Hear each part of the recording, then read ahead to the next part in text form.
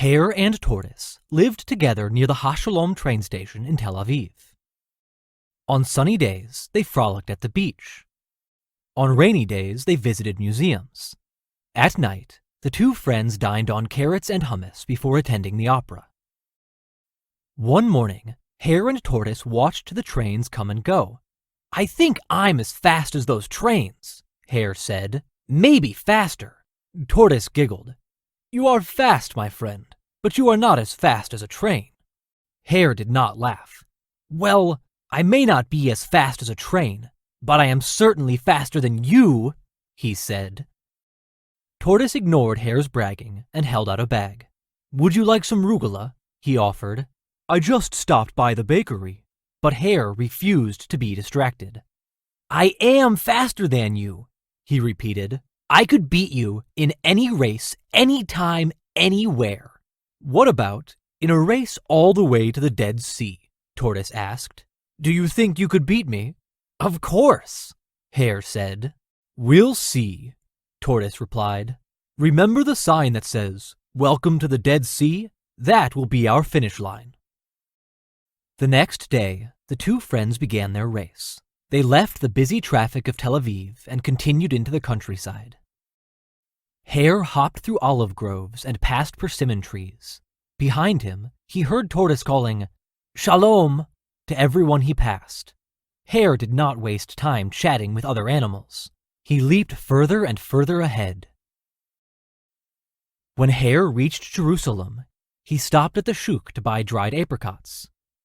"I am so far ahead," he thought. "I can take a short break." Hare watched a soccer game in Independence Park. Then he sat on the sidewalk near a group of street performers. As he listened to the music and admired the dancers, Hare completely forgot about the race. Suddenly, he felt somebody tap his shoulder. It was Tortoise. "Want to share my falafel?" his friend asked. Hare couldn't believe Tortoise had caught up.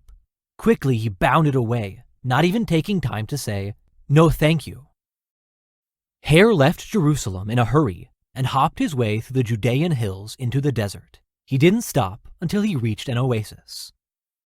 Hare sat in a tent, enjoying a cup of tea and flaky baklava. "I wish I could ride a camel the rest of the way to the Dead Sea," Hare admitted to his Bedouin host. When Hare at last saw the sea ahead, he was so exhausted he could not hop the final stretch to the finish line. "I'll just sit for a moment," he thought, collapsing by a palm tree. But the bright sun made Hare want to close his eyes. Hare awoke to the song of a raven. He jumped, looking back to see if Tortoise might be close to catching up. But he couldn't see Tortoise anywhere behind him. Then, Hare looked ahead toward the sea. "Oh no!" he exclaimed. Off in the distance, he saw Tortoise, slowly but surely, approaching the finish line. Hare took off as fast as he could. He leaped and bounded and bounded and leaped. But Tortoise reached the sign just ahead of Hare. "I lost the race," Hare said sadly.